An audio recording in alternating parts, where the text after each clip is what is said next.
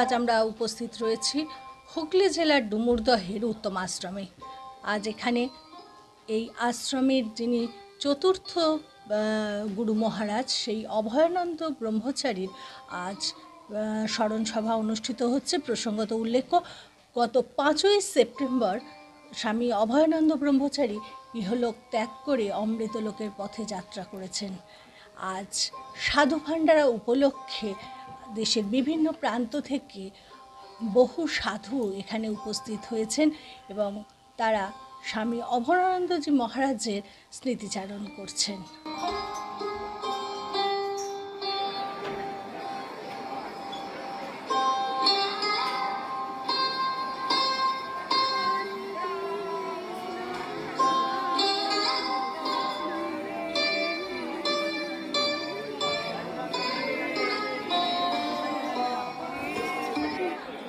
আশ্রমে এসেছেন বেলুর মঠের মহারাজ শ্রদ্ধানন্দজি মহারাজ, শুকচর আশ্রমের মহারাজ বিশুদ্ধানন্দজি, আদ্যাপীঠের সহ সম্পাদক ঋষরা প্রেম মন্দিরের মহারাজ দেবানন্দ মহারাজ ও নিগুণানন্দজি, ইন্টারন্যাশনাল বেদান্ত সোসাইটির অচ্যুতানন্দজি মহারাজ প্রমুখরা।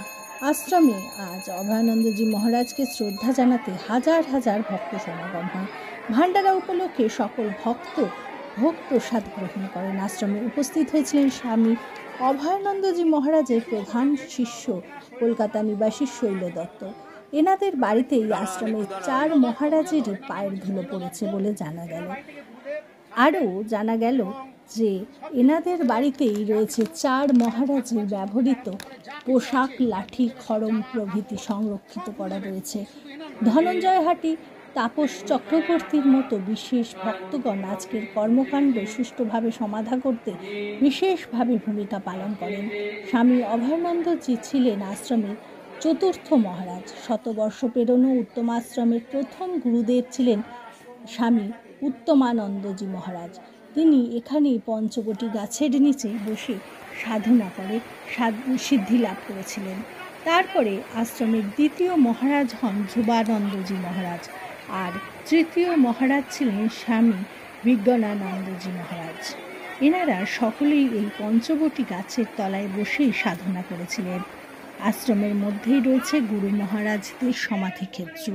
সকল ভক্ত আশ্রমে প্রবেশ করে গুরু উত্তমানন্দজির মন্দিরে প্রণাম সেরে তবেই ভেতরে যান।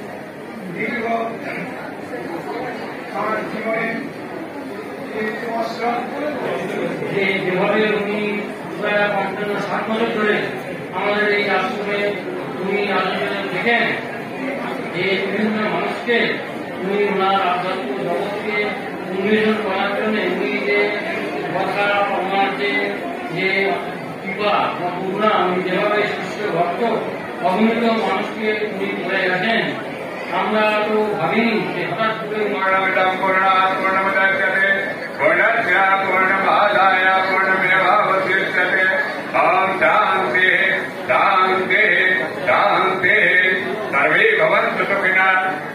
सन्तु निरामया सर्वे भद्राणि पश्यन्तु मा कश्चित् दुःखात् भवेत् गीतावाक्यमिदं सर्वं यत् किञ्चित् जगत्यां तेन तत्तेन भुञ्जीत वागिदः कश्चित् धनं सर्वजनहिताय सर्वजनसुखाय ॐ शान्तिः शान्तिः शान्तिः। আমাদের গুরুতত্ত্বের কথা, গুরুদেবের কাছে শিষ্যের যে সম্পর্ক, শিষ্য কেন গুরুর কাছে আসেন, কি জানতে আসেন, কি করতে আসেন, কি লাভ করতে আসেন, সে সম্পর্কে সংক্ষিপ্ত আকারে তিনি কিছু অমৃত কথা শ্রবণ করালেন। এরপরে আমাদের ইন্টারন্যাশনাল বেদান্ত সোসাইটি থেকে স্বামী অচ্যুতানন্দজি এসেছেন, বলি আপনাদের কাছে আর কিছু অমৃতের কথা বলবেন। আমি অভয়ানন্দজিকে দেখেছি, একটা কথা তার সম্বন্ধে সবাই বলছে যে তিনি খুব সরল ছিলেন, এই কথাটা সবাই বলছে। কম কথা বলতেন। আমি প্রথম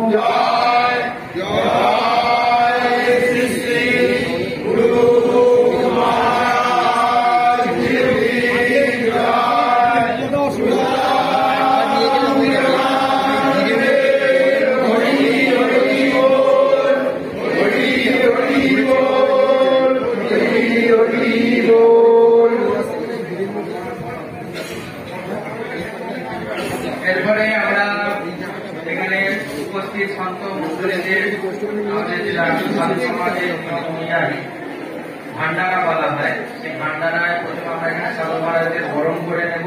সহস্র কোটি যুগধারিণে নমঃ, নমঃ কমলনাভায়, নমস্তে জলসায়িনে, নমস্তে কেশবানন্ত বাসুদেব, নমস্তুতে वासनाद् वासुदेवस्य वासितं भुवनत्रयं सर्वभूतनिवासोऽसि वासुदेव नमस्तुते।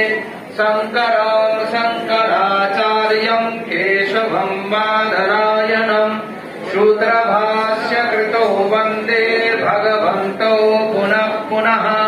ईश्वर गुरुरात्मेति मूर्तिभेद विभागिने व्योमवाद्व्याप्तदेहाय दक्षिणामूर्तये नमः। गुरुर्ब्रह्मा गुरुर्विष्णु गुरुर्देव महेश्वर, गुरु साक्षात् परं ब्रह्म तस्मै श्री गुरवे नमः।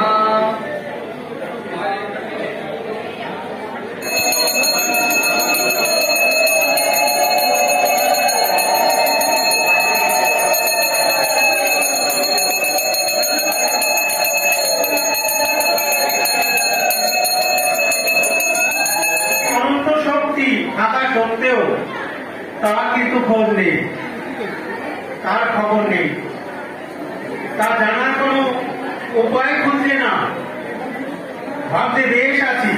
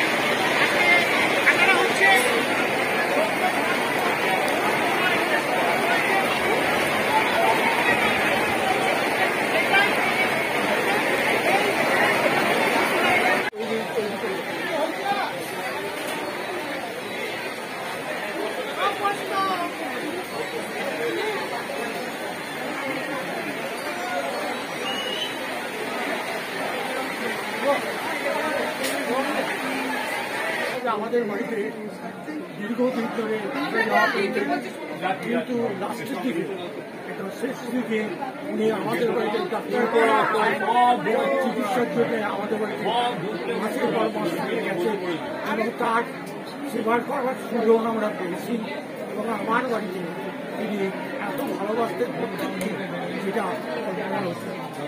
যাওয়ার সময় আমায় বলেছিলেন দেখো কনস্ট্রাকশন হবে তা তুমি একবার দেখভাল করো এবং রিসেন্টলি যেটা জন্মবাবু মন্দিরটা যেটা তৈরি হচ্ছে তার উপদেশ আমার কাছে দিয়ে গেছে সেই হিসেবে আমি তার মন্দিরটা নির্মাণ করার কাজ শুরু করে দিয়েছি আশা করি তিনি পরক্ষে থেকে আমাদের এই নির্মাণটা সম্পূর্ণ দেখতে পাবো।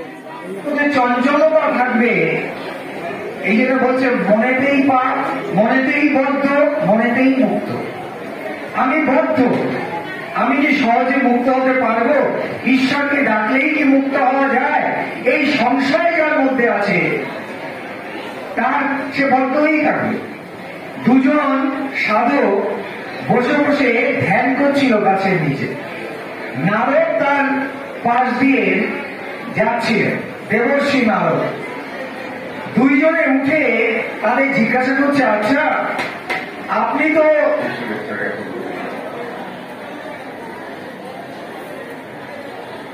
আমাদের মধ্যে অনেক মহারাজরা আছেন, সবসময় সব মহারাজদের একত্রে দেখার একটা সুযোগ সুবিধা করে দেন।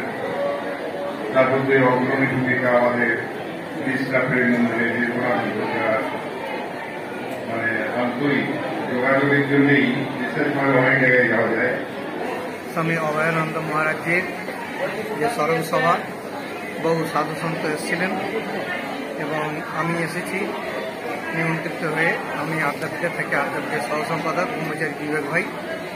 তো যিনি গুরুদেব ছিলেন অভয়ানন্দজি, উনি আমাদেরকে খুব ভালোবাসতেন এবং ওনার সাথে আমি কামাখ্যায় এবং আন্দামান, গোয়া বিভিন্ন জায়গায় আমাদের যে শ্রীরামপুর নিবাসী হাতিবাবু আছেন, ধনঞ্জয় হাতি মহারাজ মহাশয়, তো উনি আমাদের সবাইকে নিয়ে যেতেন এবং গুরুদেবকে যখনই নিয়ে যেতেন তখনই গুরুদেব বলতেন যে ওই ছেলেটাকেও নিয়ে চল, হ্যাঁ আমার সঙ্গে গেলে আমার সঙ্গে কথা হবে।